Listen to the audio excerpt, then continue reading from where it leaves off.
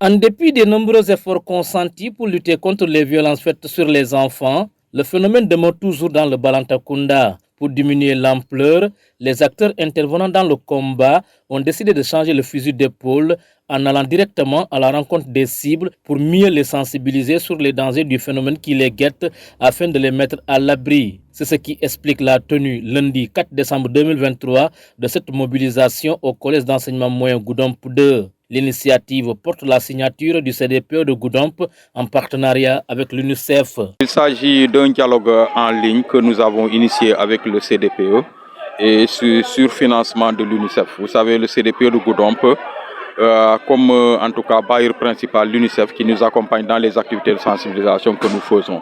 Et d'ailleurs, j'en profite même pour les remercier pour tout ce qu'ils font dans le département de Goudomp. Pour aujourd'hui, ça a été une première. Depuis lors, on n'a jamais tenté ce genre d'activité, mais nous avons constaté que souvent les jeunes sont plus regroupés dans les réseaux sociaux, à travers YouTube, à travers Facebook et autres.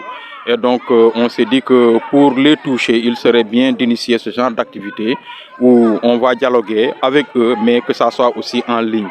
Là, ça permettra de toucher une plus grande cible parmi, en tout cas, les jeunes. Et autre avantage, c'est quoi? C'est que après l'activité, les jeunes qui n'ont pas eu le temps peut-être d'être présents auront la possibilité de visiter ces sites et de suivre encore ce qui a été dit. Donc c'est un moment en tout cas qui s'immortalise.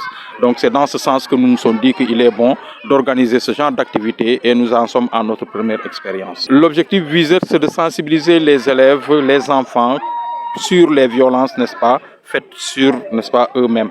Voilà, donc nous savons qu'il y a trop de cas de violence dans la zone et malgré les sensibilisations que nous faisons, malgré les différentes interventions que nous faisons sur le terrain, mais on constate que voilà, la barre est encore très haute, d'où l'importance de vouloir vulgariser en tout cas ces activités. Et c'est la raison pour laquelle en tout cas nous avons initié en tout cas ce genre d'activité. Loin d'un cours magistral, les facilitateurs ont préféré adopter l'approche génie en herbe pour mieux faire passer leur message. Selon vous, qu'est-ce qu'une violence faite à un enfant? La violence est un acte de violation d'un droit humain. C'est un acte de violation d'un droit humain. C'est tout? Oui. Un acte ou menace physique ou psychologique faite à une personne moins de 18 ans. Très bien. Au terme, ils se disent satisfaits de la qualité des échanges avant de prodiguer quelques recommandations à l'endroit des participants. Oui, on peut dire qu'elles ont été à la hauteur de nos attentes, d'autant plus que vous avez suivi avec nous pour ce qui concerne en tout cas les deux séries. Pour la première série, une des équipes en tout cas a presque raflé, tout en donnant pratiquement de très bonnes réponses sur la totalité des questions qui ont été posées. Et pensant que c'était l'équipe la plus forte, mais on a vu qu'à la deuxième manche, l'autre équipe qui semblait dormante s'était relevée, voilà, et s'est imposée durant toute la phase, et ce qui a fait que les résultats sont devenus très serrés. Donc de ce fait, nous sentons une satisfaction totale et nous voyons qu'en réalité, ces élèves n'ignorent pas les questions de protection de l'enfance. Elles connaissent ces questions, seulement il est bien de temps en temps de rappeler ça avec eux. Oui, les recommandations, c'est en tout cas qu'elles soient nos porte-parole parmi leurs pairs. Parce qu'aujourd'hui, le dialogue horizontal serait très bénéfique.